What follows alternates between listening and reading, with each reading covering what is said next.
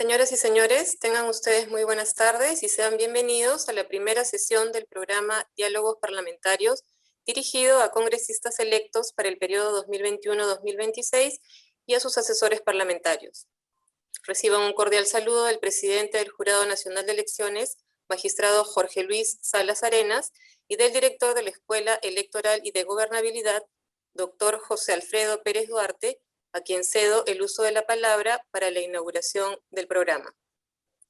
Buenas tardes, doctor. Gracias, Susana. Muy buenas tardes a todos quienes se han tomado el tiempo de acompañarnos ahora en estas reuniones. Agradezco muy especialmente a los panelistas que nos van a acompañar ahora en el rol de ponentes, a los congresistas que también se han dado un tiempo para estar ahora con nosotros. Les quería contar que la Escuela Electoral y de Gobernabilidad el día de hoy da inicio al programa que hemos denominado Diálogos Parlamentarios, ¿no? Este programa tiene como objetivos, uno, fortalecer las capacidades de los congresistas electos para el periodo 2021-2026, en temas específicos y de especial relevancia para la agenda parlamentaria. Y como punto número dos, facilitar puntos de entendimiento entre congresistas de los diversos grupos parlamentarios que se van a formar ahora. Somos convencidos que el éxito del país, y por eso nosotros nos denominamos Escuela Electoral y de Gobernabilidad, es justamente generar espacios que fortalezcan la gobernabilidad del Perú, al intentar encontrar más que puntos en los que no estamos de acuerdo, puntos en los que estamos de acuerdo, podemos entendernos y podemos llegar a reflexiones y a soluciones juntos. Yo me acuerdo mucho de una anécdota de hace algunos años, cuando recién, no sé si ustedes recuerdan, empezó este boom de Gastón Acurio. Yo tengo un amigo español que venía al Perú específicamente para comer, ¿no? Y me dice, pásame el Facebook de Gastón, le voy a escribir. Este señor le escribe y le pregunta, Gastón, quiero ir a comer, es la primera vez que viajo a Perú y quiero comer. Y Gastón le contesta, ¿no? Mira, yo creo que el mejor lomo saltado está en tal sitio, ¿no?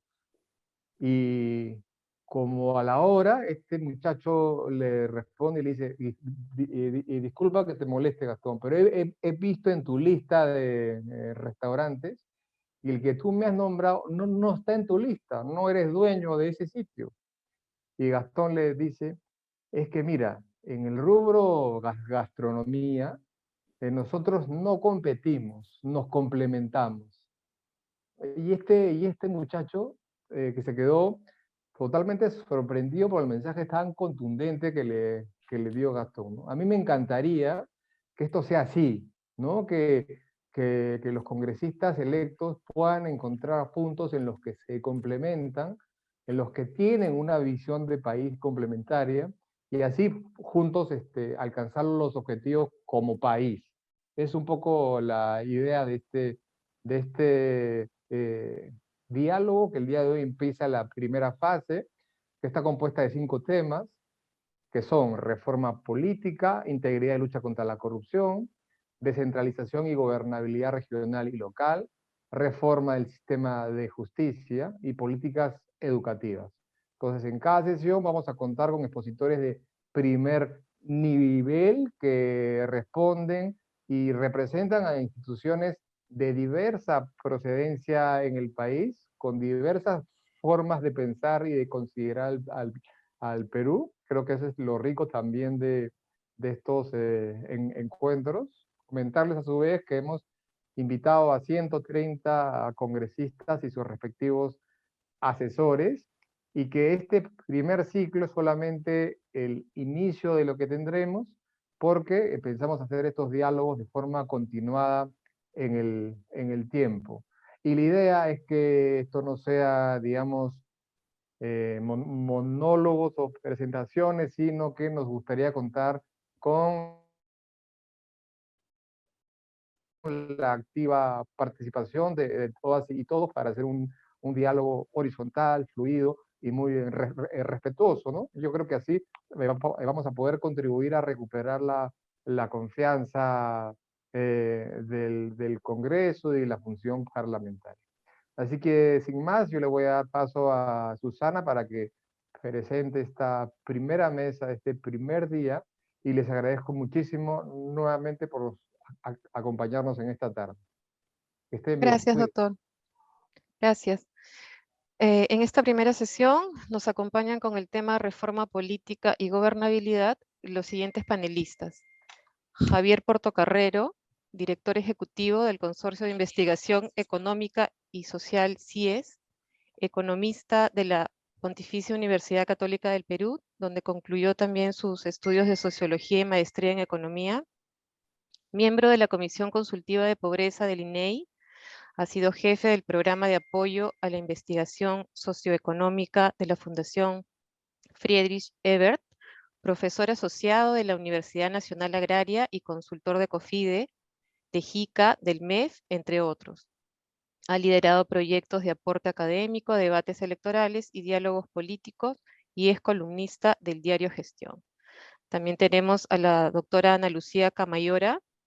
Ella es miembro del Comité Estratégico de Desarrollo Nacional de IPAE, abogada de la Universidad Católica del Perú, especialista en reformas institucionales, exdirectora legal del Instituto Libertad y Democracia. Ella ha participado en el diseño e implementación en Perú de la Ley de Simplificación Administrativa, el Registro Unificado de Empresas, la participación ciudadana y la representación política, el acceso a la información pública, entre otros. A nivel internacional, ha participado en diagnósticos y reformas institucionales en Túnez, Egipto, Tanzania, México, Guatemala, Haití, Honduras y El Salvador. Y finalmente está el doctor Iván Lanegra. Él es secretario general de la Asociación Civil Transparencia, es abogado y máster en ciencia política por la Pontificia Universidad Católica del Perú, donde se desempeña como docente. Ha sido viceministro de Interculturalidad en el Ministerio de Cultura y adjunto de la Defensoría del Pueblo. Hechas las presentaciones, les informamos que los expositores contarán con un máximo de 20 minutos para su exposición y luego abriremos el diálogo entre todos. Le cedo en primer lugar la palabra al doctor Portocarrero. Buenas tardes, doctor. Buenas tardes, muchas gracias, Susana. Quiero aclarar que yo también soy parte del Comité Estratégico de Desarrollo de IPAE y en esa calidad, junto con Ana Lucía, hemos hecho un documento de política sobre reforma política y vamos a presentar ahora un resumen muy breve de ese documento y vamos a intercalarnos en la exposición Ana Lucía y yo. Entonces, Ana Lucía, puedes compartir pantalla quizás para empezar la presentación. No sin antes decir, quiero responder a la pregunta capciosa del doctor José Pérez, y en realidad a lo mejor lo hemos saltado, es el que venden en el menú que no conoce, que es un guarique que queda al costado del mercado del INSE, y se lo recomiendo a todos muy sinceramente. Tal Entonces, cual. Ana Lucía.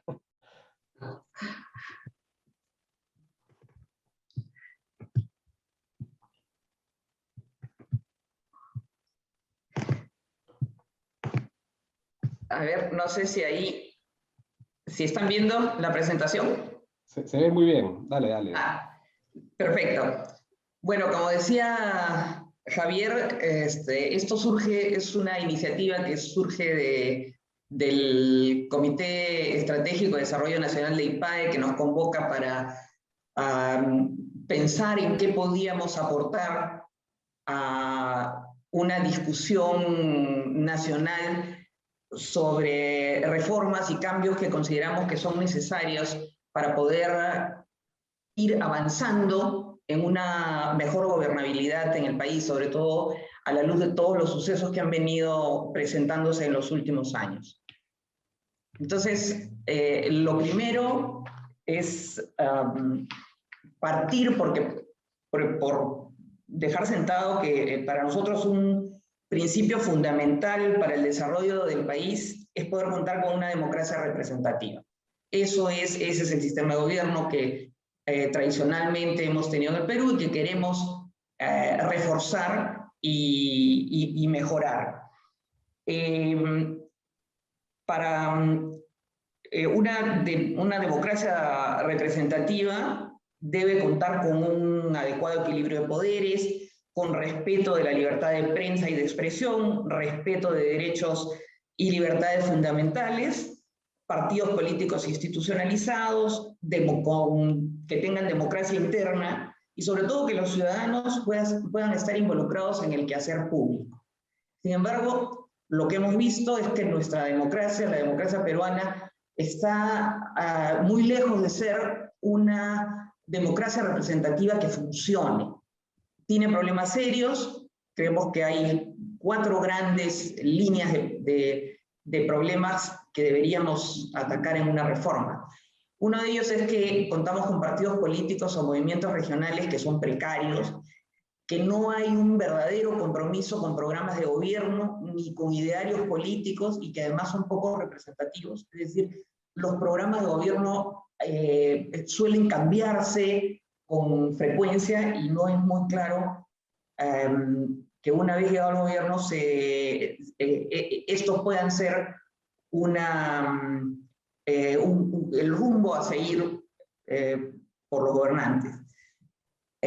También lo hemos visto magnificado en los últimos años. Nuestra política es vulnerable a prácticas de corrupción. No hay un adecuado sistema de rendición de cuentas.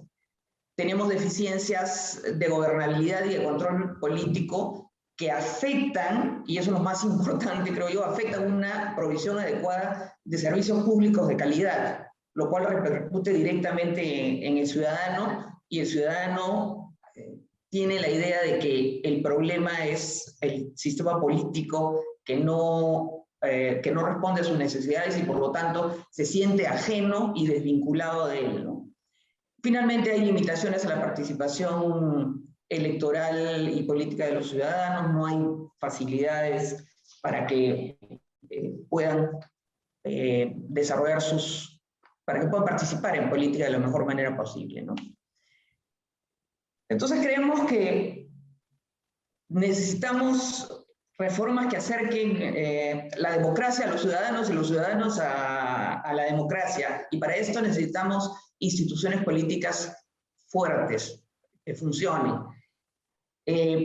Por eso, cuando pensamos en propuestas, las hemos dividido en cuatro grupos de reformas, resaltando algunas que son más prioritarias que otras, ¿no? Ahora, todas estas reformas requieren un amplio debate, mucha reflexión y generar consensos de manera que se llegue a una aprobación en la que todos se sientan de alguna forma satisfechos. No 100%, porque eso no es posible, pero sí que se sientan que están convocados e involucrados, ¿no? Y hemos dividido las propuestas entonces en 4 grupos, ¿no? Lo primero es preservar los elementos fundamentales de la democracia. En segundo lugar, todo lo que está relacionado a afinar pesos y contrapesos entre el Poder Ejecutivo y el Congreso. Sabemos que también otro gran actor es el Poder Judicial, sin embargo nos hemos concentrado ahora en los pesos y contrapesos entre el Poder Ejecutivo y el Congreso, especialmente por nuestros congresistas electos que pronto entrarán en funciones y que van a tener una gran responsabilidad de llevarnos a buen puerto en los próximos años. En tercer lugar, fortalecer todo lo que es la función legislativa, por la misma razón, por lo que estamos con una audiencia y un público básicamente vinculado al poder legislativo. Y en cuarto lugar, reformas que están vinculadas a la consolidación de los partidos políticos. Entonces, en primer grupo de propuestas tiene que ver con un conjunto de mecanismos para hacer que los actores políticos reafirmen y garanticen su compromiso de preservar los elementos fundamentales de la democracia peruana. ¿Y cuáles son, creemos, esos elementos fundamentales? Los que de alguna forma hemos estado compartiendo históricamente en las últimas décadas y que deberían ser una base sobre la cual construir, modificar, mejorar, pero por lo menos tenemos que partir de un grupo de principios que consideramos fundamentales para llamarnos democracia representativa, ¿no? Y el primero es comprometerse a respetar los derechos y las libertades fundamentales de las personas. En la Constitución están los derechos y las libertades de las personas en los dos primeros artículos y, bueno, y a lo largo del texto constitucional.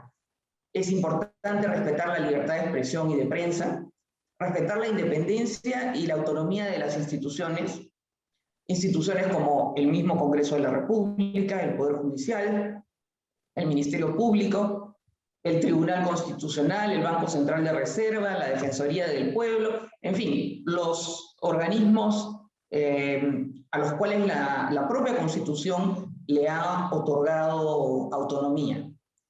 También es importante respetar la alternancia en el poder, es decir, no hay democracias donde no haya alternancia periódica del poder, y esto está unido evidentemente a tener elecciones libres, transparentes y periódicas. Respetar la propia Constitución, la Constitución vigente, y en todo caso cambiarla, modificarla, mejorarla, lo que fuera, pero siguiendo los procesos que ella misma establece. Incluso y este es un punto importante cuando se trate de modificarla, porque una de las razones por las cuales la misma Constitución tiene vocación de perdurar en el tiempo es porque incluye procedimientos para modificarla o adecuarla a las nuevas circunstancias sin necesidad de tener que quedarnos en algún vacío legislativo, ¿no? En algún vacío normativo, mientras se pretenda modificarla, ¿no? Y una democracia representativa y una democracia que funcione, sobre todo, tiene que partir por impulsar un gobierno efectivo en desplegar políticas públicas. Aquí se trata de que los ciudadanos tengan acceso a servicios públicos de calidad y, sobre todo, priorizar temas que para nosotros son críticos, como la salud, la educación, la seguridad ciudadana, la lucha contra la corrupción y la formalización de la economía. Esos son temas que para nosotros, o si se quiere, supuestos sobre los cuales podría construirse cualquier modificación constitucional. Y te paso la posta, Javier. Ya, gracias, Ana Lucía. Y hemos dividido la propuesta 2, que tiene que ver con esto de los pesos y los contrapesos entre ambos poderes, en dos ámbitos, ¿no? Unas reformas a implementarse prioritariamente en términos del plazo, digamos, de implementarlo lo más rápido posible a partir del próximo 28 de julio, y después un segundo grupo que también son reformas muy importantes y que probablemente podrían implementarse con un poquito más de horizonte temporal, ¿no?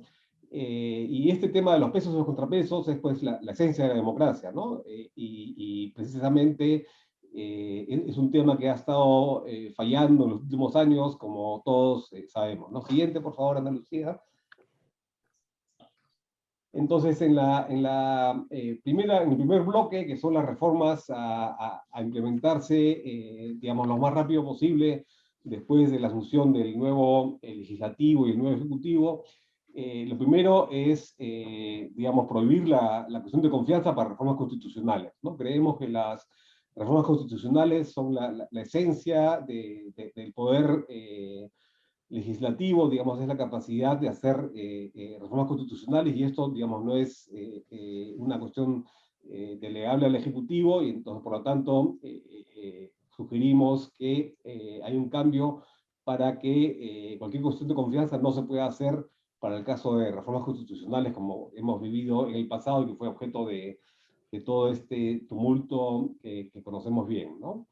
Después, otra cuestión es que actualmente, digamos, cada vez que se inicia un nuevo gabinete, hay una cuestión de confianza obligatoria, y creemos que en realidad eso no debe ser así, y que la presentación inicial del gabinete sea al inicio del periodo presidencial, o sea, cuando hay un cambio de gabinete. En cualquier caso, debe ser una presentación que no esté sujeta a un voto de confianza, porque digamos, nos parece un poco innecesario politizar cada nuevo cambio de gabinete, en especial cuando es el primer gabinete, la primera presentación del gabinete ante el Congreso, que es un mes después de jurado el gabinete como plazo máximo. Entonces nos parece que esto debía dar lugar a una presentación para que se explique la política general del gobierno y un debate programático, pero sin necesariamente que haya un voto de confianza, ¿no? Después también, el tercer punto es limitar las cuestiones de confianza o las censuras a los ministros por cada sector, que sean máximo 2, ¿no? Debemos evitar, por ejemplo, lo que sucedió en el primer gobierno de Belaúnde entre el 63 y el 68, que había pues censuras a los gabinetes con una frecuencia tremenda, ¿no? Y sabemos que esa dinámica tan perversa acabó el 3 de octubre del 68 en un golpe militar que todos los que tenemos alguna edad recordamos, ¿no? Y después otro asunto importante es también este asunto de la denegatoria fáctica o no fáctica. Entonces hay que precisar un poquito más el tema de en qué condiciones se considera otorgada o no otorgada o denegada la confianza, ¿no? Después, también consideramos que el último año del gobierno, del mandato del presidente, sería conveniente prohibir la censura del presidente del Consejo de Ministros, o también, digamos, que el presidente del Consejo de Ministros solicite la confianza en el último año del gobierno. En el último año del gobierno debe ser un periodo de tranquilidad política, de preparación para un cambio y una transición en los cánones democráticos, y por lo tanto nos parece pues que debe ser un año en el cual busquemos una transición y una continuidad democrática sin sobresaltos tan fuertes como hemos tenido el último año, ¿no? Después, el tema de la disolución del Congreso, creemos que debería ser algo muy excepcional y limitarla una sola vez durante el periodo presidencial, y jamás en el último año del mandato, ¿no? Ni tampoco durante un estado de emergencia, y no solamente no durante un estado de sitio, ¿no? Esto el último año del gobierno ya está considerado en la Constitución actual, pero sí incluir la limitación de hacerla solamente máximo una vez, ¿no? Y, digamos, en los casos en los cuales se haya realizado esta disolución, la emisión de los decretos de urgencia debe ser realmente de urgencia, ¿no? No a través de esta facultad permitir, pues, la emisión, la promulgación de decretos sobre temas que no son urgentes y que en realidad, digamos, no corresponden a una situación irregular, en la cual no haya pues un poder legislativo que sea capaz de efectuar el control político que toda democracia exige como parte constitutiva de su ser, ¿no? Y finalmente, así como estamos limitando y poniendo más parámetros a la cuestión de confianza, también regular de manera más precisa las causales de vacancia del presidente de la República, ¿no? Y en particular, eliminar esta causal de vacancia por incapacidad moral, que es muy subjetiva, y puede pues, llevar a extremos de que se considere una incapacidad moral a actos que son pues, muy subjetivos y muy debatibles, ¿no? Entonces, mejor creemos que es eliminar esa causal, y más bien sí incluir entre las causales el mal uso de los recursos estatales, ¿no? Entonces, después de esto vendrían las reformas a implementar con un marco de tiempo más amplio, y ahí nuevamente retornamos con Andalucía. Sí, entre estas otras reformas que tienen que ver con los pesos y contrapesos entre el poder ejecutivo y legislativo, consideramos que es importante regular la aprobación por insistencia de un proyecto de ley. ¿Qué es lo que sucede? Que actualmente se han aprobado, por insistencia, creo que hemos batido el récord de aprobación de leyes por insistencia, de leyes observadas por el Poder Ejecutivo. Entonces, como que algo que era un mecanismo para, de alguna forma, llamar la atención de cómo ponerse de acuerdo, se ha prácticamente utilizado excesivamente para conseguir aprobaciones de proyectos de ley, no necesariamente con una segunda reflexión, ¿no? Entonces, para ello consideramos que sería bueno que las insistencias cuenten, primero que nada, con un análisis de costo-beneficio adecuado, realmente un buen análisis de costo-beneficio, un buen sustento de constitucionalidad cuando sea necesario, y además que se eleve a 2/3 del total de congresistas el voto necesario para la insistencia. Hoy en día los análisis costo-beneficio, por más que he visto que se están estableciendo modificaciones para darles un poquito más de forma y de contenido, los análisis de costo-beneficio o de impacto regulatorio se limitaban en los proyectos de norma y en las leyes a decir la presente ley no irrogará gastos al Estado. O sea, eso no es un análisis de costo-beneficio, no es un análisis de impacto regulatorio, y por lo tanto lo que se muestra es que a veces no hay la reflexión suficiente antes de la aprobación de un proyecto de ley. La otra reforma es restringir la iniciativa para modificar la ley de presupuesto o para las leyes que la afecten solo al Poder Ejecutivo. Ahora, ¿por qué? Porque en la ley de presupuesto básicamente está el financiamiento de todas aquellas que son funciones de gobierno, por lo tanto debería ser solamente una prerrogativa principalmente del Poder Ejecutivo. Y ustedes me dirán, bueno, eso ya está en el artículo 79 de la Constitución, pero la verdad es que nos hemos pasado también aquí más de 80 leyes que de manera indirecta afectan la ley de presupuesto o la modifican. Y bueno, esta aprobación, además, por insistencia de esas leyes modificatorias, termina vulnerando la ley de presupuesto y creando desequilibrios que no son, pues, sanos para lo que es el desarrollo de la economía en nuestro país.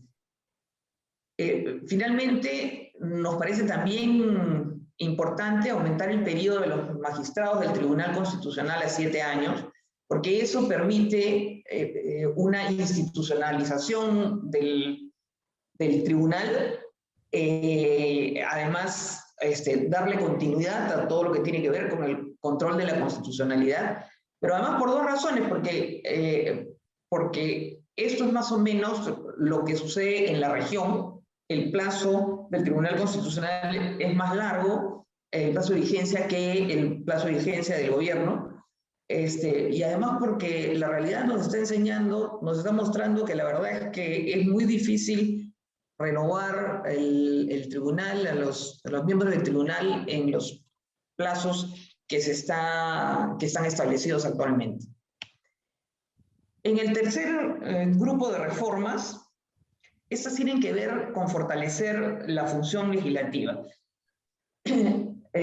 Nosotros creemos que es importante fortalecer la capacidad deliberativa del Congreso para introducir un mejor análisis, reflexión y transparencia que van a redundar directamente, creemos, en la calidad de la legislación. Y aquí algunas reformas, por ejemplo, restringir la exoneración de remisión a comisiones y de segunda votación para la aprobación de proyectos de leyes en el Pleno del Congreso. Es cierto que algo se ha avanzado justo hace poco, a inicios de este mes, se acaba de aprobar una resolución legislativa por la cual se modifica el reglamento del Congreso, y ahora no se aplican estas exoneraciones, la posibilidad de exoneraciones para proyectos de reforma constitucional, ni leyes orgánicas, ni leyes que tienen que ver con tributación y presupuesto, pero creemos que todavía hay varias cosas que se pueden ajustar y afinar en el reglamento del Congreso. También creemos que sería importante regresar a la idea y a la tradición en la democracia peruana de un Congreso bicameral, ¿no? Donde haya una Cámara de Diputados con representantes elegidos en circunscripciones electorales, que en realidad deberían modificarse de acuerdo a la cantidad de electores, porque actualmente hay una subrepresentación de algunas circunscripciones, y añadir una Cámara de Senadores. En el caso de los senadores, sí, los representantes, el número de representantes no tendría que estar necesariamente vinculado a la cantidad de electores por las circunscripciones, sino a un número fijo. Y además elegido en circunscripción nacional. Y esto no tiene que ser, creemos, o que significar un aumento muy importante en el presupuesto del Congreso.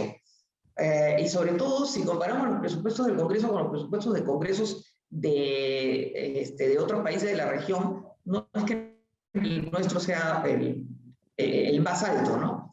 Además, se pueden hacer ciertas distribuciones en la parte más administrativa del Congreso. Las cámaras, evidentemente, deben tener funciones diferenciadas, pero complementarias. Entonces, la Cámara de Diputados, orientada a las iniciativas legislativas, la Cámara de Senadores a la revisión de los proyectos de ley que vengan de la Cámara de Diputados, y a la elección de representantes, por ejemplo.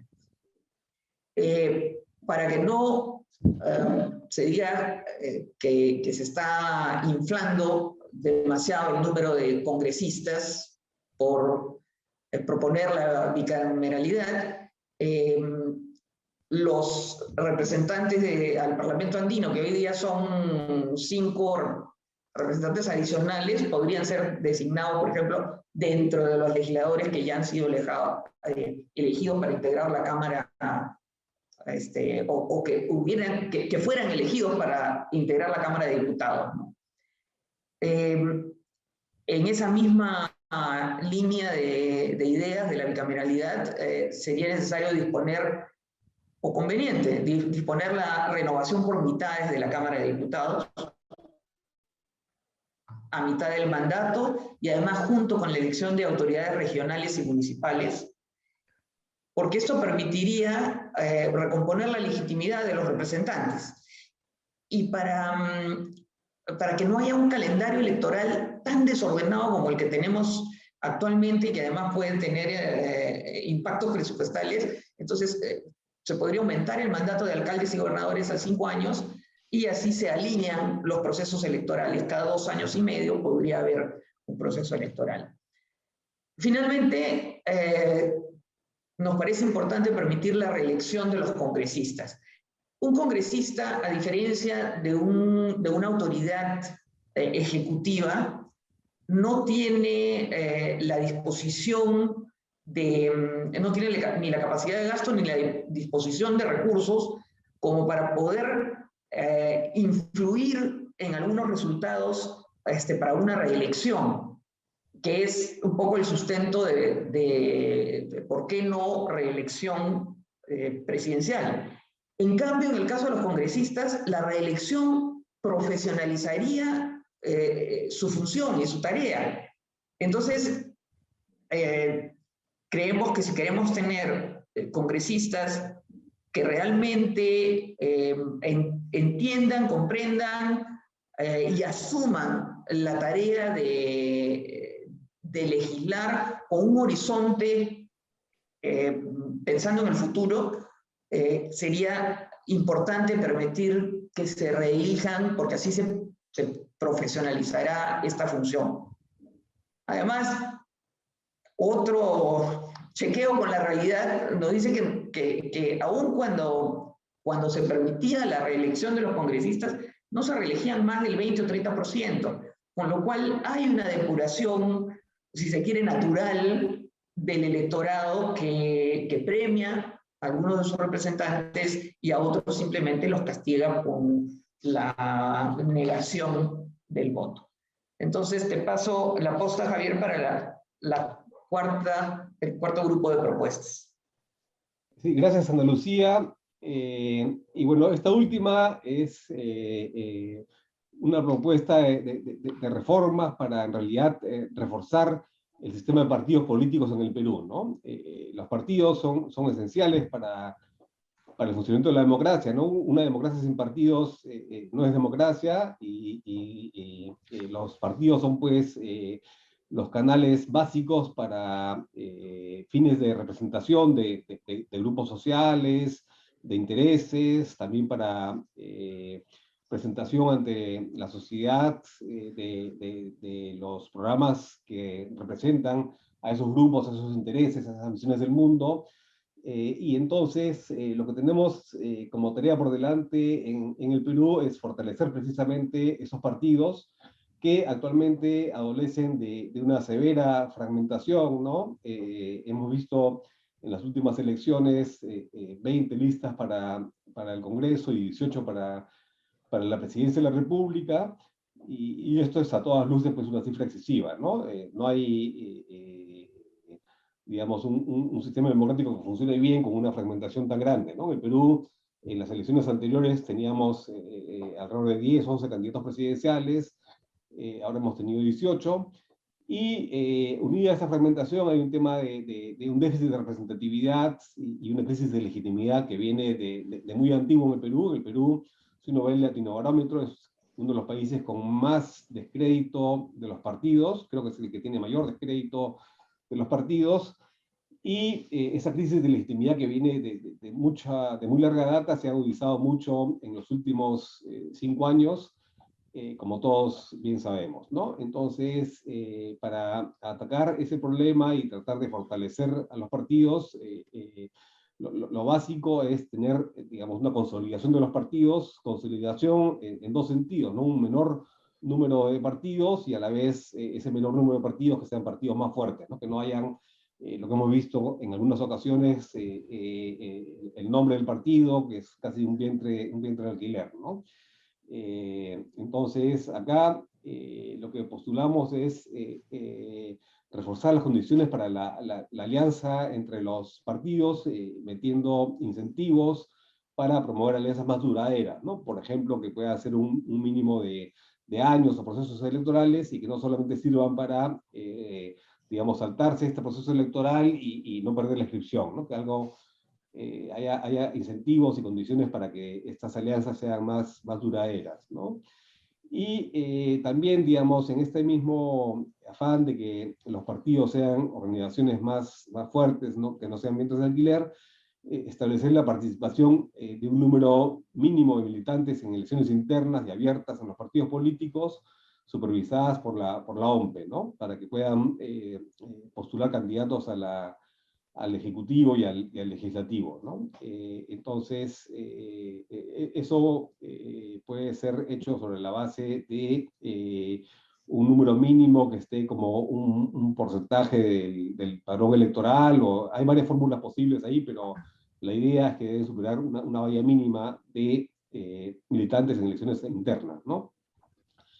Y después el tercer bullet, la tercera proposición acá es que un partido, en el caso de los movimientos regionales, recordemos que los partidos políticos, cuando recién se inició el proceso de descentralización, allá por el año 2002 me parece, gran parte de los 25 gobiernos regionales fueron obtenidos por los partidos nacionales, ¿no? Y eso se fue diluyendo en el tiempo, y ahora, digamos, en cada región vemos una proliferación de movimientos regionales, y no solamente movimientos regionales, sino en el caso de las alcaldías, de movimientos locales. Y digamos, vemos que, por ejemplo, en las últimas elecciones subnacionales, si uno cuenta los candidatos a a gobernadores, alcaldes, consejos regionales, consejos municipales, la cantidad de candidaturas suma más de 130.000, ¿no? Entonces, eso tampoco tiene mucho sentido. Y así como hay que promover una consolidación a nivel nacional, también sería bueno promover una consolidación a nivel regional o local, ¿no? Entonces, estamos postulando que para el caso de las candidaturas a gobernaciones regionales sea obligatorio que haya una participación mínima en 4 regiones, con esta idea de que no haya pues demasiada fragmentación y dispersión, y de hecho hay algunas regiones muy pequeñas en el Perú, Tumbes, Madre de Dios, que tienen una población que es la 10ª parte de un distrito grande en Lima, ¿no? Entonces, sí nos parece importante que haya esta necesidad de presentar el número de 4 puede ser un poco discutible, puede ser 3, puede ser 5, en fin, pero hemos puesto ahí 4 como un número que de todas maneras algo hay que poner, y sería de preferencia pues que sea en regiones contiguas con esta idea de las macroregiones, pero en fin, dejamos abierta la posibilidad. Y para el alcalde, para el caso de los alcaldes, que sea por lo menos en 2/3 de los distritos, para el caso del alcalde provincial, de la provincia en la cual se está postulando, ¿no? Y después, con relación al Congreso, regresando al plano nacional, digamos, actualmente la elección para el Congreso es el 100% en la primera vuelta, y lo que planteamos acá es que haya una elección en la cual se divida la elección de tal manera que se evite un poquito la fragmentación, ¿no? Entonces, elegir una parte de este Congreso podría ser, por ejemplo, la mitad en la segunda vuelta, ¿no? O en caso de que no haya segunda vuelta, en un caso muy difícil en el Perú, que no lo hemos visto en las últimas 3 décadas, que sea pues un tiempo después de la primera vuelta, ¿no? Y de este modo se fomentaría una menor dispersión en el Parlamento y por lo tanto facilitamos con eso la gobernabilidad, ¿no? Y un poco como algún contrapeso es el último bullet, como contrapeso a una posible concentración y estamos fomentando en el Congreso a través de estos mecanismos y en general en toda la estructura de gobierno una mayor concentración del poder frente a lo que es la excesiva fragmentación, introducir renovación por tercios o elecciones escalonadas en los organismos con rango constitucional, como el Tribunal Constitucional, el Banco Central, etcétera, ¿no?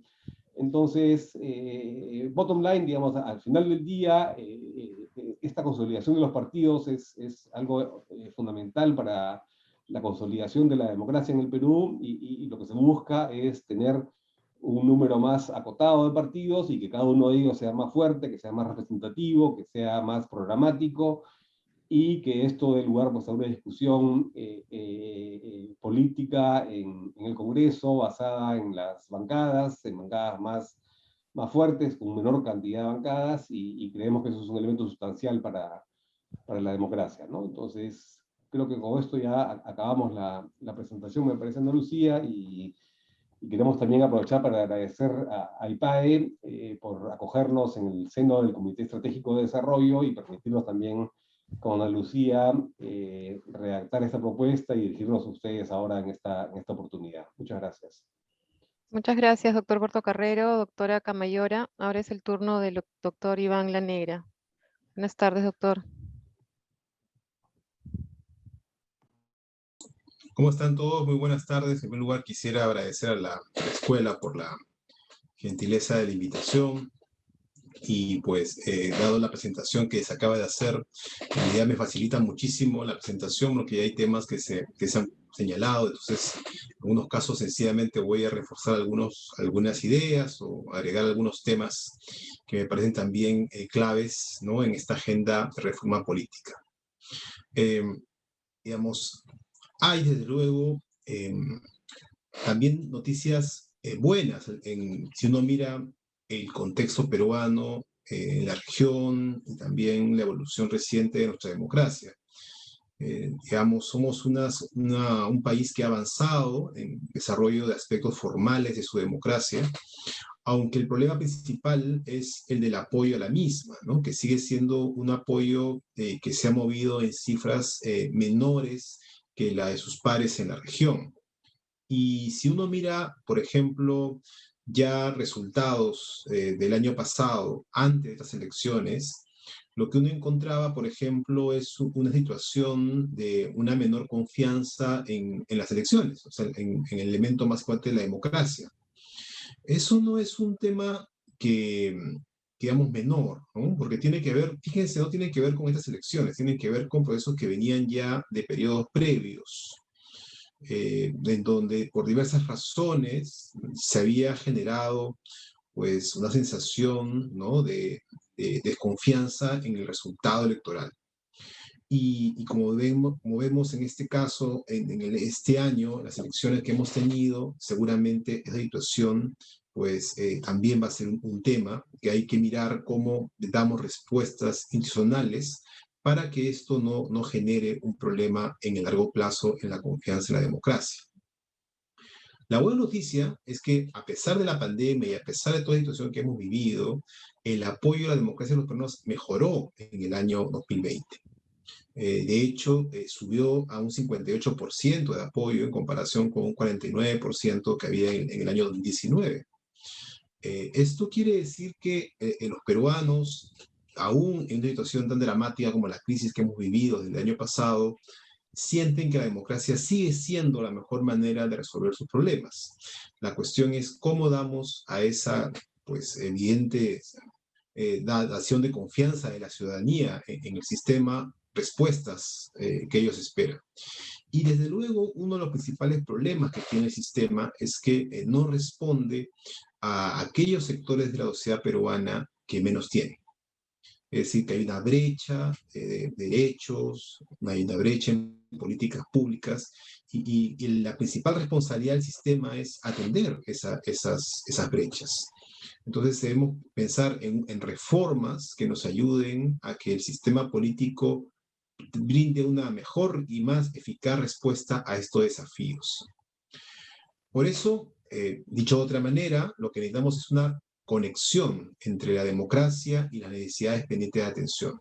Y ya lo he señalado tanto Javier como Ana Lucía, lo han señalado con mucha claridad, que un problema central es la ausencia de un sistema de partidos políticos sólido, representativo, y que todo esto ha impedido, ¿no?, organizar de una manera estructurada un conjunto de reformas claves en los campos sociales, en el propio cambio político, en el económico, que ahí hay uno de los grandes problemas de la reforma política.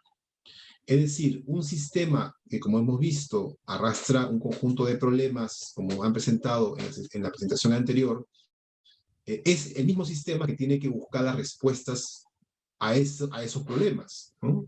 Una suerte de autorreforma. O sea, los políticos tienen que crear las reglas para ellos mismos reformarse. Eso siempre es una situación que genera complejidades. En cualquier caso, nuestra satisfacción con la democracia, que es una cosa distinta, es decir, lo satisfechos que están los peruanos con su democracia, es uno de los niveles de satisfacción más bajos en la región. Y eso creo que refleja en buena medida esta situación, ¿no?, de un lado, de una ciudadanía que confía en que la democracia sigue siendo la mejor manera de resolver sus problemas, pero que siente que no está cumpliendo con esas promesas. Entonces, la reforma política busca al menos atender los siguientes ítems. Primero, fortalecer los partidos políticos y mejorar la oferta política. Eso se expresa a nivel de mejores candidaturas, mejores programas, pluralidad, integridad. Mejorar la gestión de las elecciones para que éstas sean, pues, llevadas a cabo sin dificultades, sin problemas. Mejorar la gobernanza democrática, eso tiene que ver especialmente con lo que creo que se ha explicado muy bien en la presentación anterior, con equilibrios de poderes, con descentralización bien diseñada, con mejoras en el proceso legislativo, y también cerrar la brecha de ciudadanía. Creo que es otro elemento crucial, ¿no?, que tiene que ver con prioridades que deben asignarse en particular a los grupos vulnerables o especiales. Con esa mirada de conjunto de los problemas y los objetivos de una reforma, quisiera más bien ordenar la agenda que viene al próximo Congreso en 3 campos. El primer campo lo llamaré el campo de la defensa de lo avanzado, o de la mejora de lo avanzado, es decir, cosas que ya se han aprobado y que en cualquier caso requieren ajustes menores, que podrían ser eventualmente legales, pero que son temas en los cuales más bien hay que buscar generar consensos para no retroceder, porque creo que son sin duda avances importantes. Uno de ellos es la eliminación del voto preferencial. Esta elección que hemos tenido ha sido la última con este sistema y la ley es muy clara, ¿no? Ya en las próximas elecciones no va a haber este mecanismo. Entonces, lo único que hay que hacer es no cambiar eso.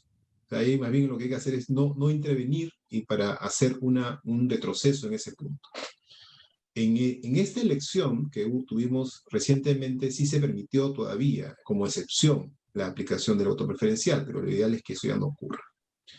Lo segundo es mantener el sistema de elecciones primarias abiertas y universales, que tampoco se aplicaron en esta elección por razón de la pandemia, pero que deberían aplicarse en la próxima elección. Eso es algo que hay que avanzar. Desde luego, reemplazamos este tema con las elecciones internas, pero el sistema está pensado para que estas elecciones abiertas sean la base, ¿no?, de la conformación del sistema de partidos que efectivamente representen a la ciudadanía, o sea, que lleguen a las elecciones generales teniendo o demostrando un mínimo de apoyo ciudadano previo. Desde luego se han creado también nuevas reglas respecto a la inscripción de los partidos políticos, ¿no? Son parte de este modelo, ¿no? Acá no lo he colocado directamente, pero creo que valdría también la pena señalarlo. También hay nuevas reglas sobre la inscripción de los partidos. Nuevamente, son perfectibles, se pueden hacer mejoras, pero haber abandonado el sistema de inscripción a través de firmas y pasar a un sistema en donde lo que se demuestra son militancia efectiva, es un sistema mejor. Eso combinado con las elecciones primarias genera mejores condiciones para tener partidos que representen a la ciudadanía, ¿no?, claramente antes de ir a unas elecciones generales. También el tema de paridad de alternancia, que creo que ha demostrado su efecto en esta elección, ¿no? Tenemos el número más importante de mujeres en el Congreso en este periodo, y eso demuestra que el cambio normativo funciona. Eso combinado con la eliminación del voto preferencial, sin duda va a tener un impacto inclusive mayor. También hay que, digamos, considerar que se estableció por esta elección la posibilidad de que los tiempos de militancia mínimas para participar en una elección a través de un partido se acortaron. Pero lo ideal es mantener un tiempo de militancia mínimo, razonable, para que no se generen estos incentivos perversos a las inscripciones de última hora, ¿no?, que además siempre han sido señalados como un problema para las elecciones. También hay reformas que se han hecho ya en el campo del Parlamento, que son sin duda significativas. Para empezar, en el campo de la postulación, el impedimento para postular de condenados penalmente en primera instancia, la eliminación de la inmunidad parlamentaria, la implementación de la declaración jurada de intereses, que todos tienen que pues, ahora presentar, el tema del concurso público del Tribunal Constitucional, que estuvo pues, hace algunas semanas en el centro del debate, que es un tema que también puede ser perfeccionado, pero salvo que salga una reforma completa del sistema, lo que toca ahí más bien es una corrección menor, ¿no?, de temas posiblemente a través del reglamento del concurso, que es un tema que también va a estar en manos de este Congreso entrante. Finalmente, no quisiera olvidar que se han hecho también cambios importantes en el financiamiento, incluyendo la prohibición del financiamiento, pues el uso del financiamiento privado para propaganda en radio y televisión.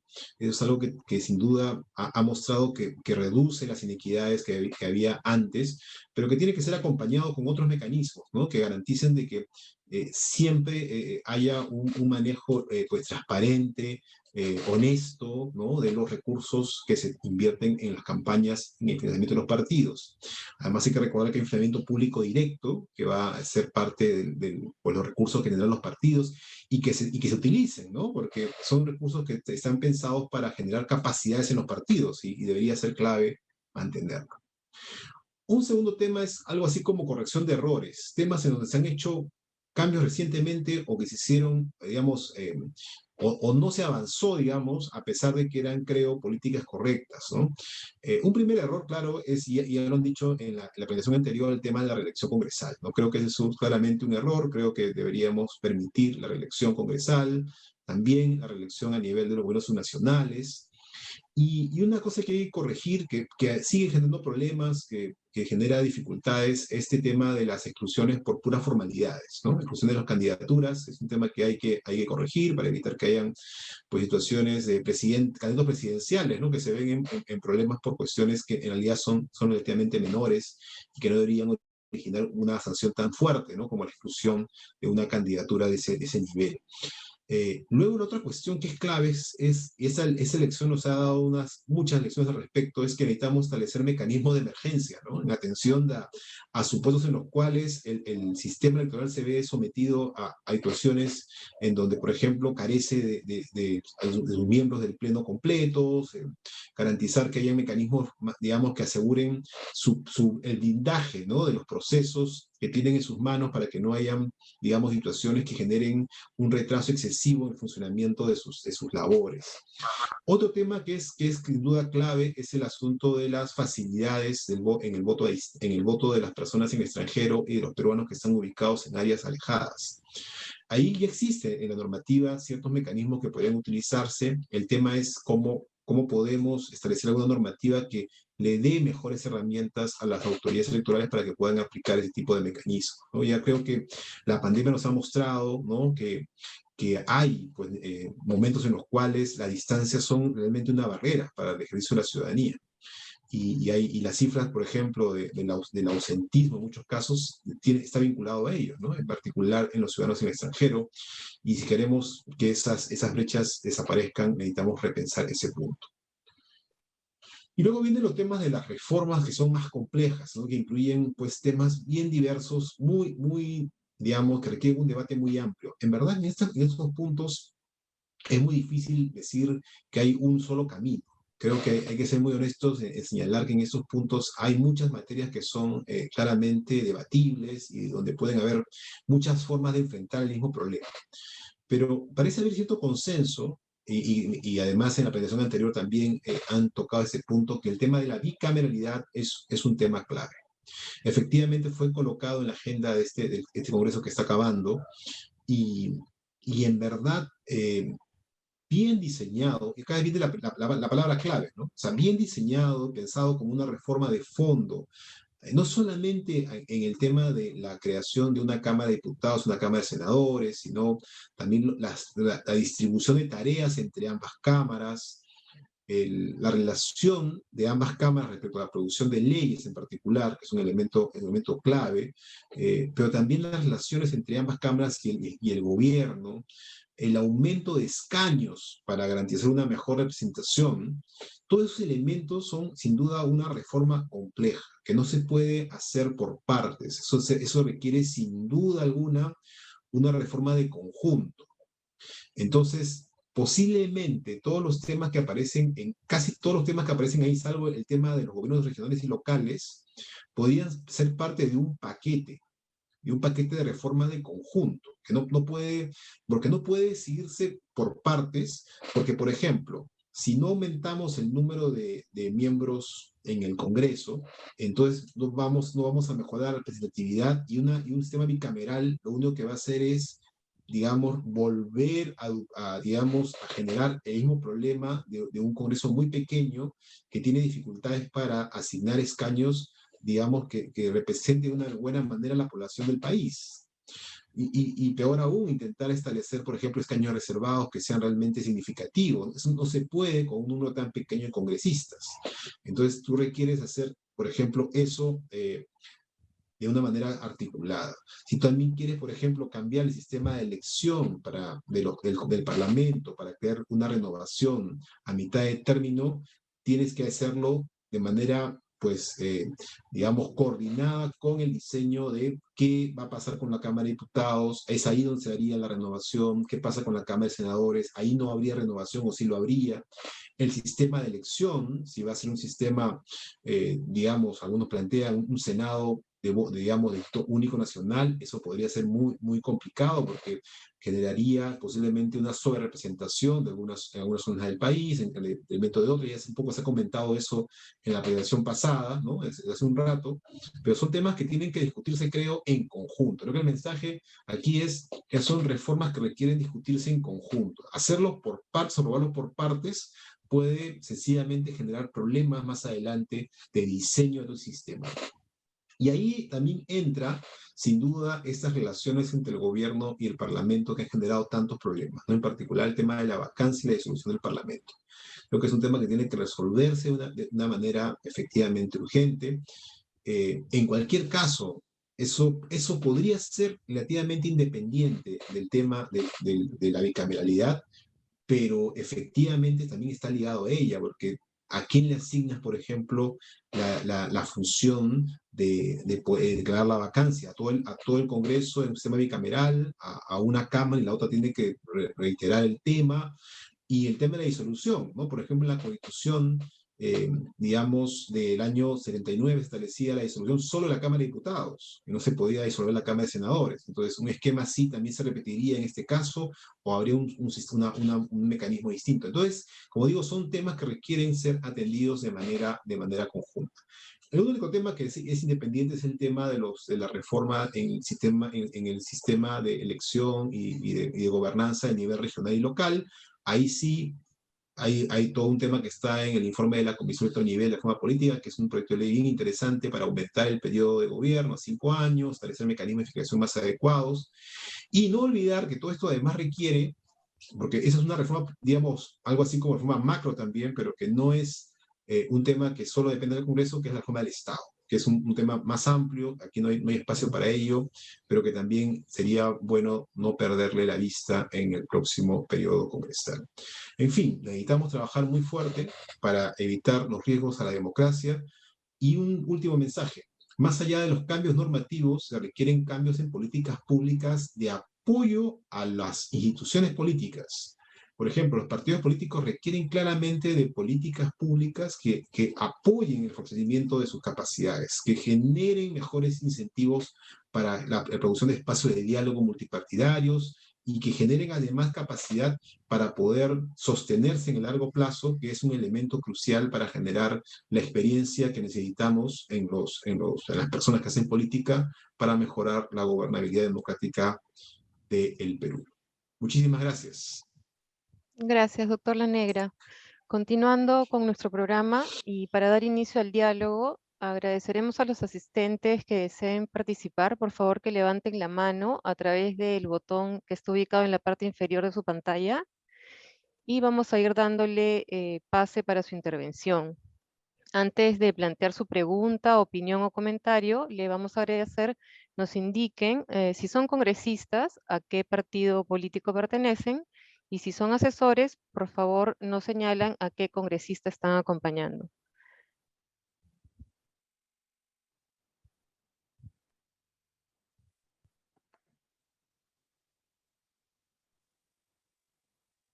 Para romper un poco el hielo, Susana, quizás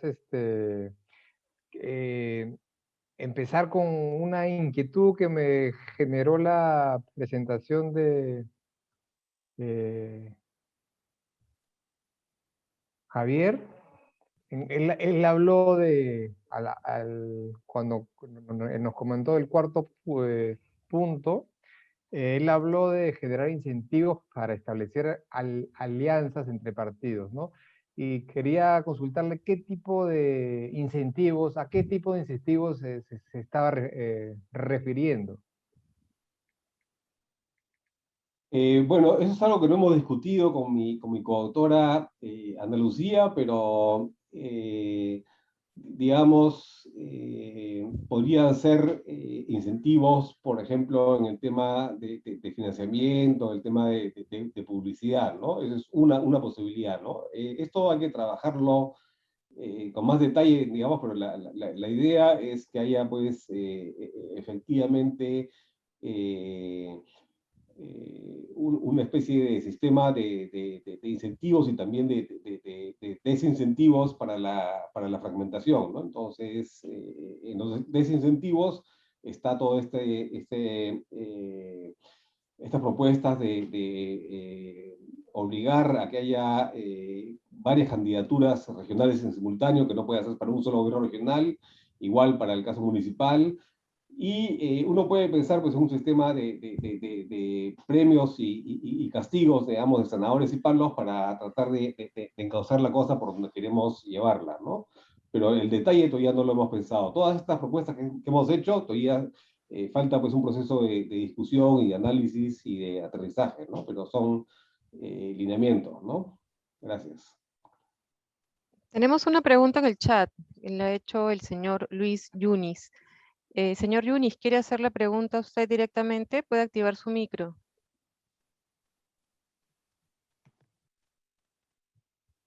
Sí, cómo no, buenas noches, un saludo para todos. Respecto a la posible bicameralidad, los diputados como los senadores ¿serían susceptibles de ir a la reelección? Esa es la pregunta. Gracias.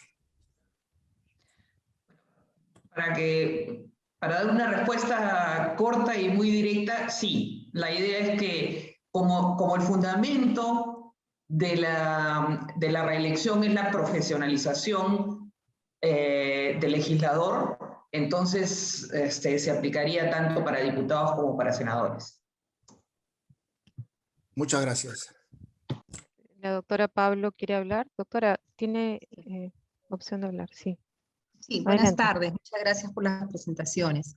Yo tenía una consulta, ¿no? Varias de las reformas, de hecho, han sido reformas que vienen, o los planteamientos como el tema de la bicameralidad, bueno, tienen historia, ¿no? Y creo que la forma como lo hemos enfrentado desde el Congreso en el país han sido de ubicar reformas parciales y poder implementarlas. Entonces ahí es que viene mi pregunta con las experiencias ya vividas, en hacer reformas parciales, ¿qué es lo que recomendarían ustedes, ¿no? Y además está ahorita en el debate el tema de la reforma constitucional, que va a ser uno de los temas que vamos a tener que discutir y conversar en el Congreso, ¿no? Hay el camino de hacerlo vía el propio mecanismo de la Constitución, que plantea la forma de hacer la reforma bueno, las mejoras, las modificaciones en la Constitución, o está la otra alternativa que se plantea en este momento por un sector de los partidos, que es la Asamblea Constituyente. ¿Cuál es la opinión que tienen ustedes?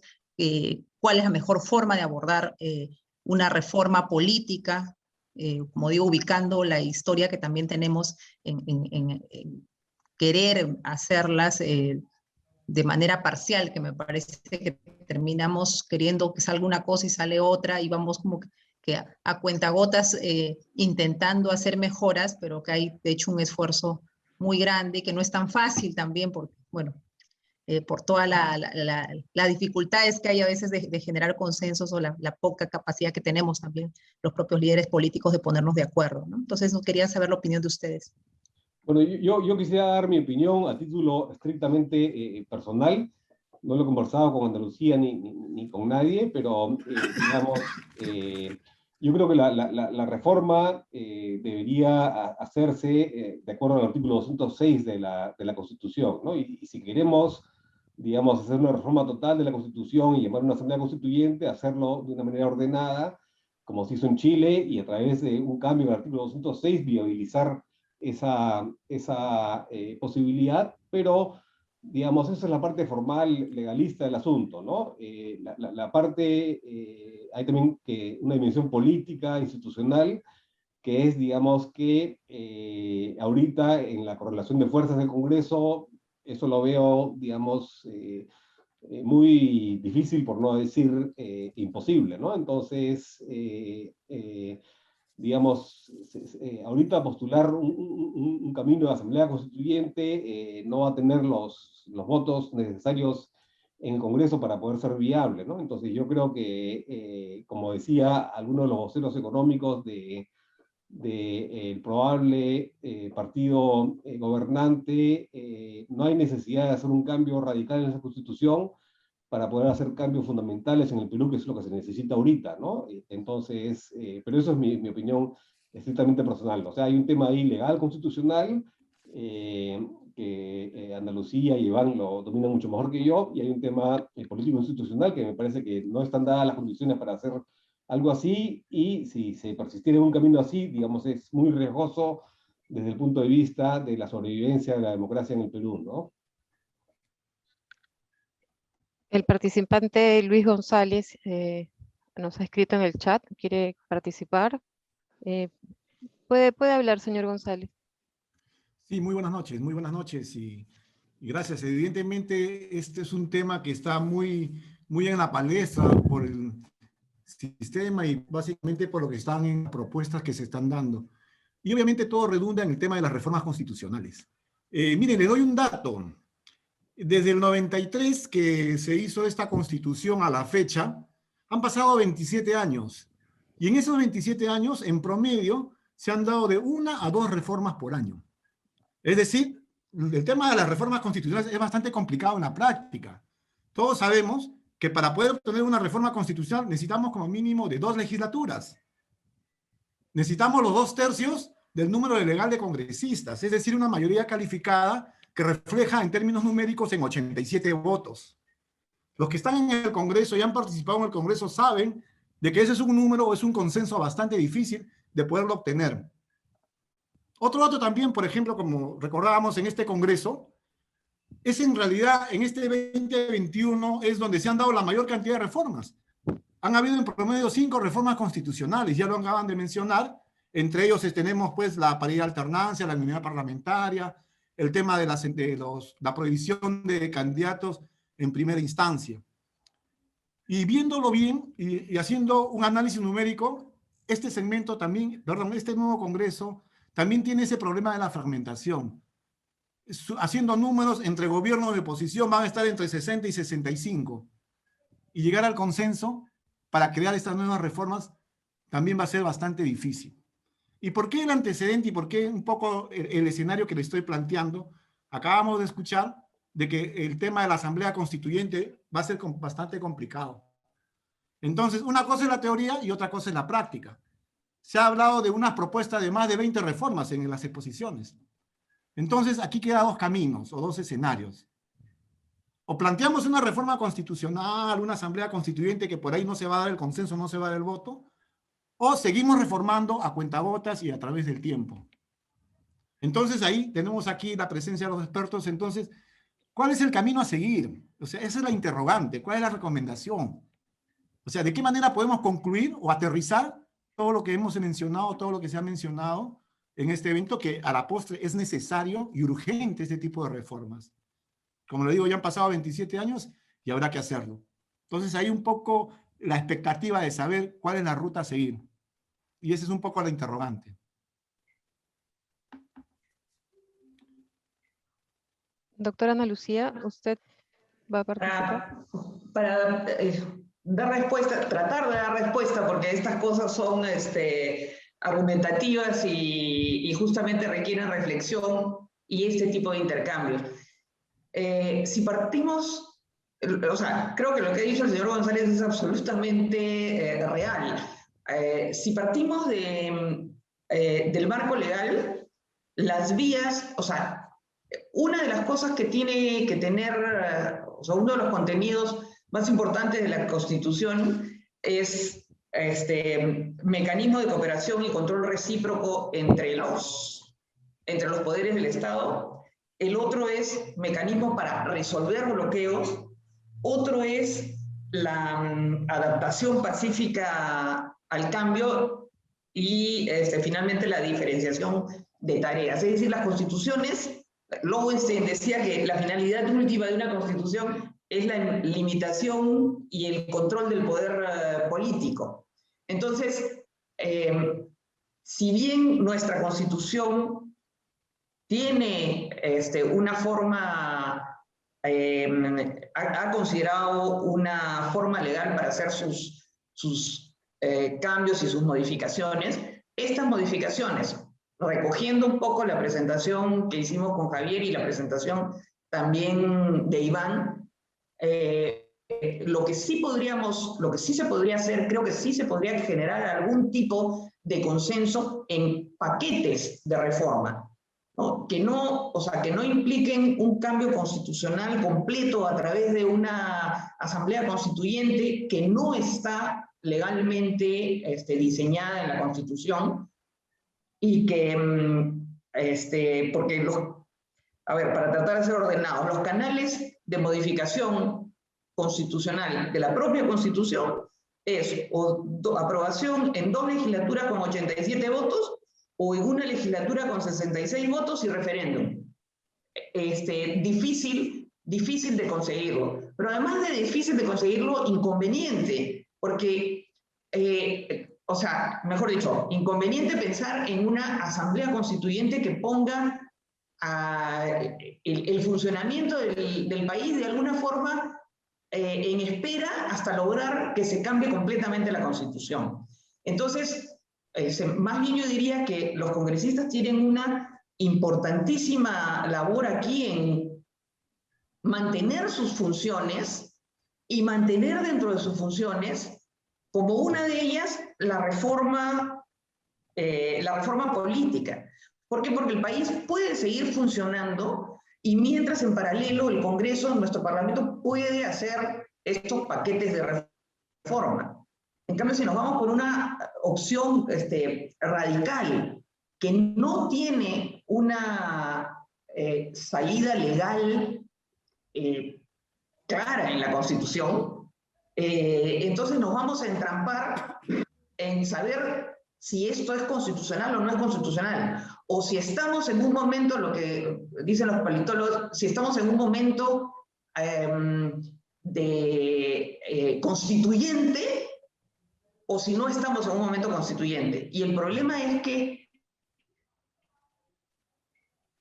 las elecciones se han dado de una manera tan polarizada y tan casi a mitad, que la persona que resulte siendo presidente de la República tiene que tratar de promover un cambio que sea, o sea, que considere no solamente a un grupo de los peruanos, sino que considere al grupo en general. Entonces, por el lado de la realidad de los votantes, están divididos. Por el lado de la realidad de los parlamentarios elegidos, están divididos. Y por el lado de la realidad legal de las vías constitucionales, no es...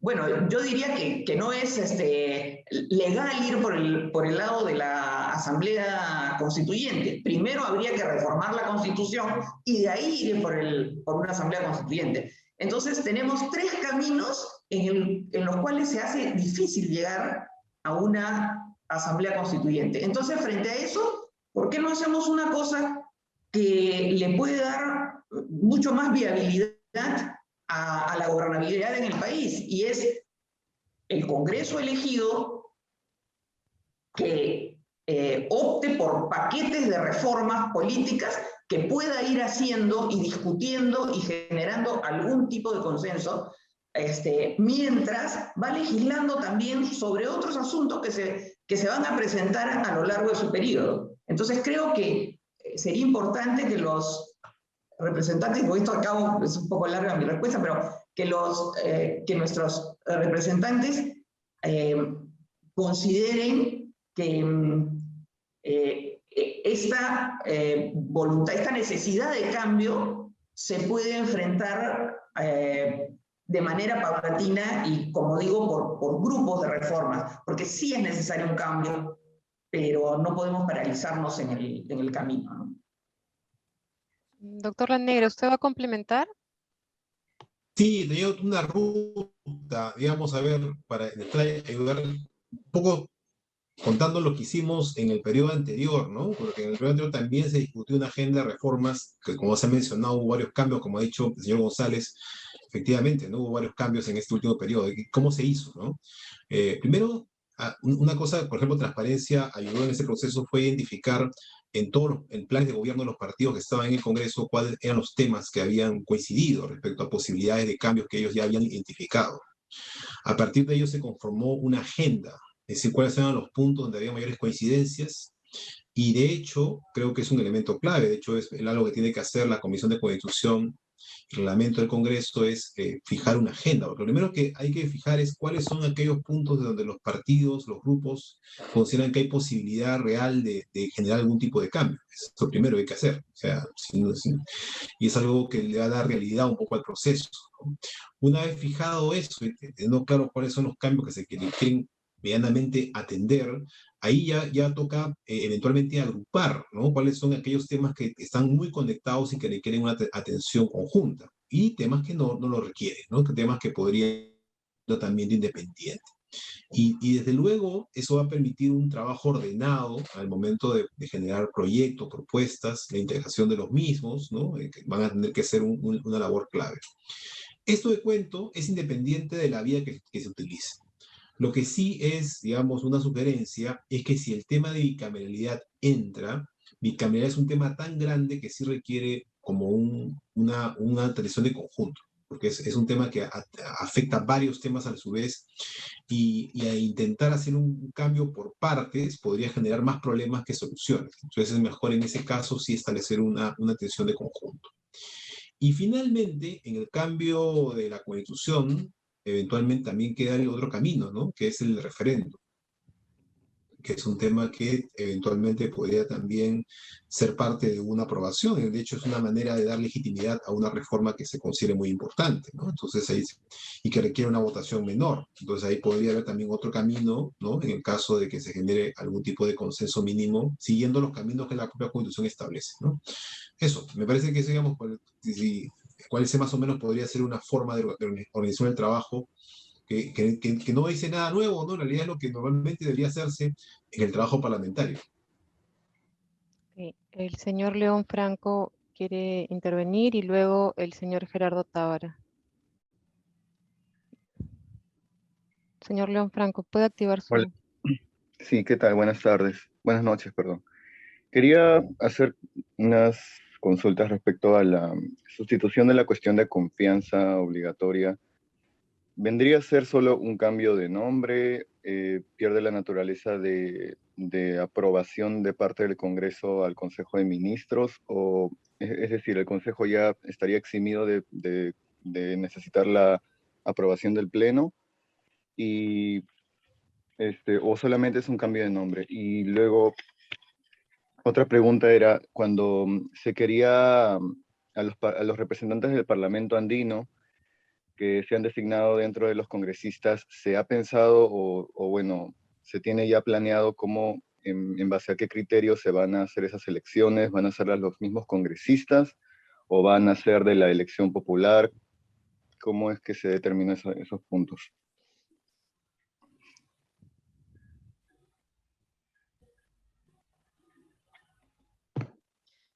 Bueno, para dar respuesta a la primera parte, a la de la que no es solo un cambio de nombre, sino que no sería necesario, por ejemplo, que haya un voto de confianza o el llamado voto de investidura al Premier y al Consejo de Ministros en la primera presentación. ¿Por qué? Porque en realidad lo que se está haciendo es eso, es una presentación al Congreso. Sí tiene que exponer, sí tendría que exponer su plan de gobierno, pero no necesitaría someterlo a un voto de confianza, porque en realidad lo que estaría haciendo es decir qué es lo que va a hacer y explicar las políticas que va a desarrollar. Entonces, el voto de confianza, además, el voto de confianza o de investidura, entre comillas, tiene sentido en un sistema parlamentarista en el cual, ok, ese voto de alguna forma está comprometiendo al Congreso en lo que le ha presentado el Premier, pero en este caso, la verdad es que no hay un compromiso necesariamente en la presentación del Premier, por lo tanto, con que haga una presentación de lo que va a hacer, que sí es importante para conocimiento de los parlamentarios, no es necesario pedir el voto de confianza o investidura en ese momento, ¿no? Por eso es que decimos que no vale la pena que se dé.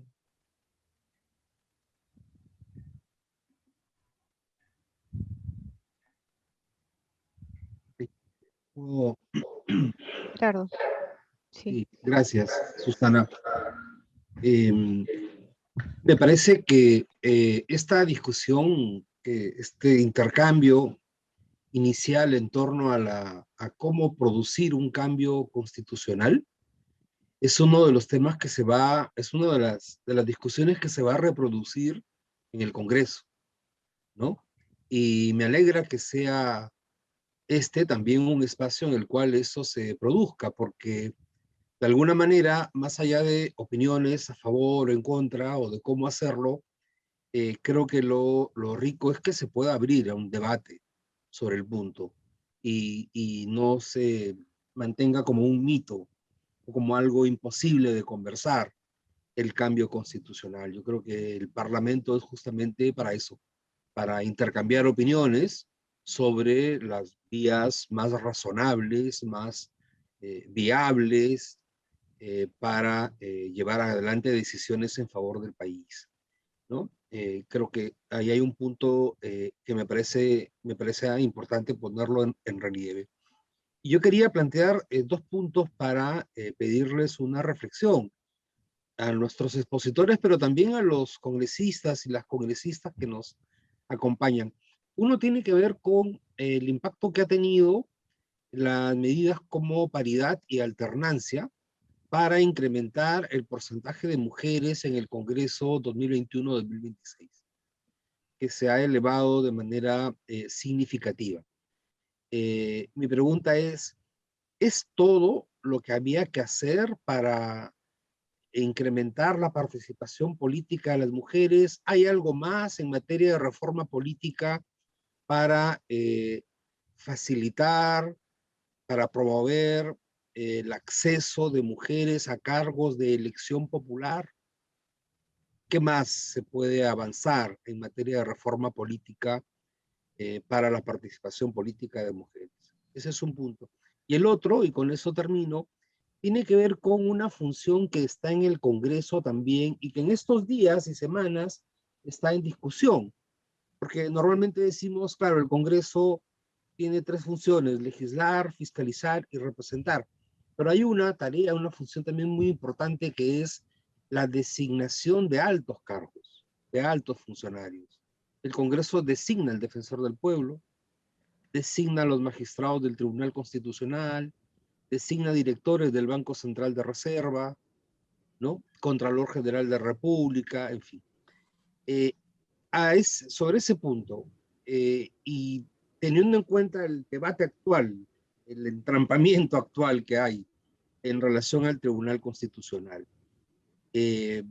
¿consideran ustedes que habría algo que reformar en cuanto a la función del Congreso o la tarea del Congreso de designar a estos altos funcionarios, no solamente a los del TC, el defensor del pueblo, el BCR, los que acabo de mencionar y otros más que ustedes conocen están previstos en la Constitución?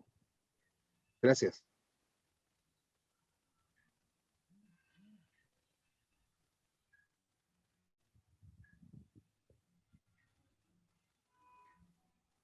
Yo puedo dar una opinión solamente en el caso del Banco Central, ¿no? Que es lo que más conozco. Yo creo que ahí sí se deberían establecer ciertos parámetros, ¿no? O sea, un miembro del directorio del Banco Central necesariamente debería ser economista, ¿no? Y tener una trayectoria, pues, en temas de un conocimiento mínimo del sistema financiero, ¿no? No podemos poner como director del Banco Central una persona que no tiene un perfil mínimo, ¿no? Entonces, yo creo que eso sí podría regularse, no sé si a través de una ley o a través de algún otro mecanismo, pero me parece básico que hayan requisitos mínimos, ¿no? Y probablemente para los otros cargos igualmente, ¿no? Pero venimos ahora a opinar sobre lo que más conozco, que es el caso del Banco Central, ¿no? Sí, sobre el tema, a ver, primero el tema sobre paridad y alternancia. Creo que es un asunto efectivamente importante, como lo señalé en la presentación. El tema de que se combine con la eliminación del voto preferencial ya va a tener un efecto adicional, es un elemento, digamos, que ya está, lo que hay que hacer es no cambiarlo.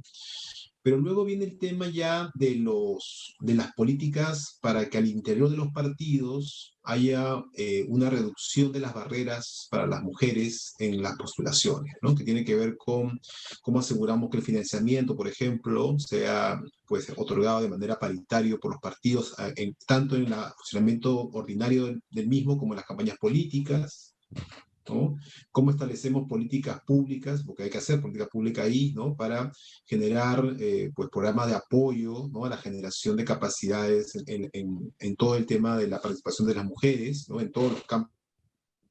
Luego hay que también pensar lo mismo en el campo de las elecciones regionales y municipales, ¿no? Pero también ahí tenemos un tema de una enorme brecha vinculado con el número de alcaldesas y el número de gobernadoras regionales que hemos tenido hasta la fecha, ¿no? Eso es un número muy pequeño en comparación con el total. Entonces ahí hay un tema ahí tremendo para trabajar, ¿no?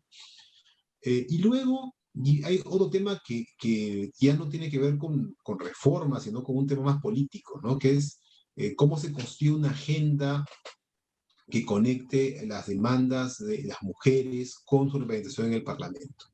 Pero ahí no me quiero meter porque es un tema que las mujeres tienen que resolver, ¿no? ¿Quién soy yo para decirles cómo tienen que organizar su agenda?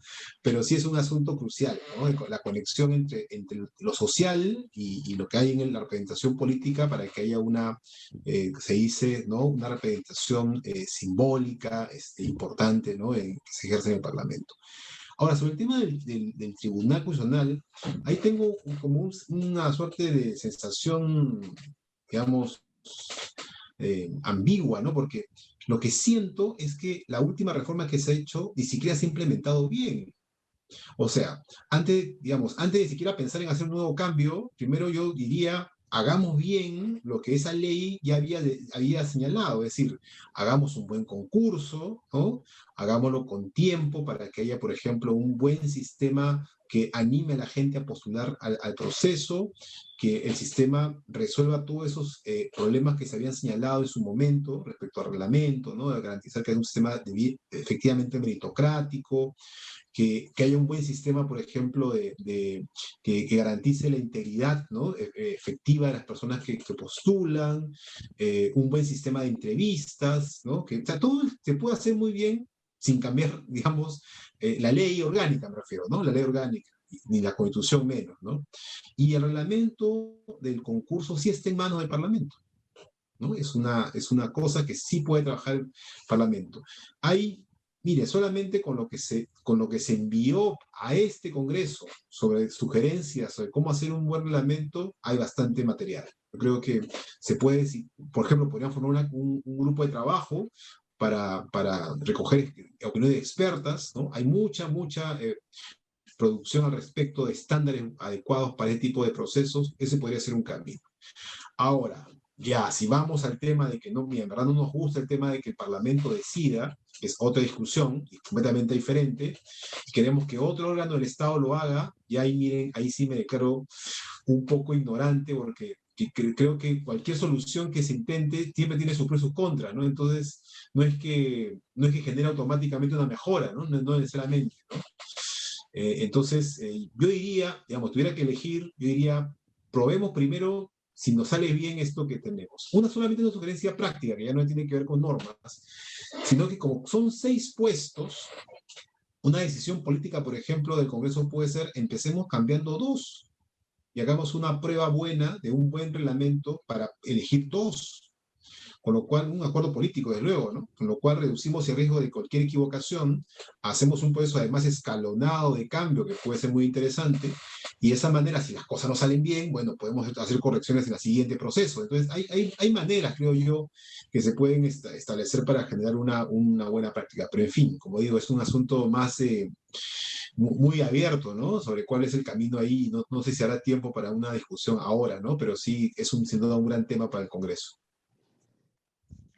Solamente para añadir, estoy de acuerdo con lo que ha dicho Iván, porque no hay solución perfecta, cada sistema, cada país tiene su propio sistema y siempre hay problemas, pero una de las cosas que, conversando con postulantes al Tribunal Constitucional, una de las cosas que me decían, porque le preguntaba, oye, pero más o menos tú tienes un buen currículum, ¿por qué no te vuelves a presentar?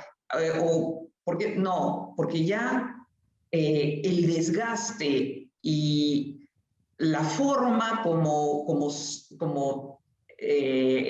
se me ha tratado me hace no querer volver a presentarme. Entonces, más allá, o sea, acordémonos que también hay necesidad de reformas legales, pero la ley no lo es todo. Y por eso los procedimientos y la forma como se enfrentan los procedimientos por quienes llevan los escrutinios también es importante. Y en ese sentido, el Congreso podría establecer un reglamento que, siendo muy transparente, también de alguna forma proteja a quienes se presentan, ¿no? O sea, con escrutinio, pero también con protección, porque mucha gente que sí podía ser gente valiosa, al final no termina presentándose por el tipo de situación que se presenta en estos procesos, ¿no? Entonces no es necesariamente que a través de leyes se soluciona el proceso, ¿no? Sino también a través de la regulación de ciertas dinámicas. La señora María Fernanda Torres quiere hacer un comentario. Adelante, señora Torres, puede prender su micro. Hola, buenas noches. Sí, estaba poniendo un comentario acerca de que hablaban acerca de la paridad y alternancia, ¿no? Me parece importante que mencionen que, bueno, habría que afianzar porque es un proceso nuevo y, bueno, ya se ha visto que ha dado frutos teniendo 49 legisladoras mujeres esta vez por primera vez en el país, ¿no? Pero también es importante ir más allá del género, ¿no? Y pensar otro tipo de representaciones que también son importantes para la sociedad y tomar en cuenta, por ejemplo, tener participación política de pueblos originarios y crear alguna legislación para ello, ¿no? Para que haya una mayor representación de la diversidad cultural también en el país, ¿no? No dejando, por supuesto, de lado lo importante de la paridad y alternancia, pero seguir pensando en ir más allá, ¿no? Ese era mi comentario. Yo soy del despacho de la congresista Flor Pablo. Muchas gracias. Si no hay ningún otro comentario, le voy a dar la palabra a nuestro director, el doctor José Alfredo Pérez Duarte, para que dé las palabras finales. Doctor. Sí, gracias Susana. Muchísimas gracias a todos quienes nos han acompañado desde distintos roles. Les quiero comentar que, por supuesto, estos diálogos no tienen el objetivo ni la ambición de ofrecer la receta ni las recetas para resolver todos los problemas que tiene el Perú, ¿no?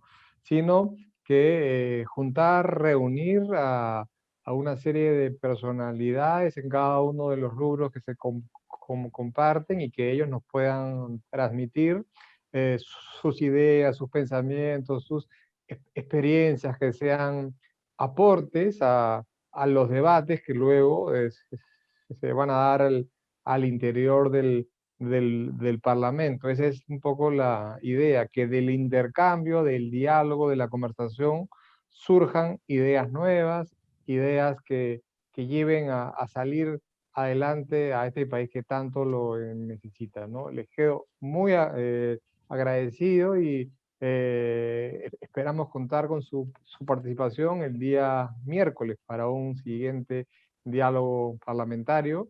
Que tengan muy buenas noches.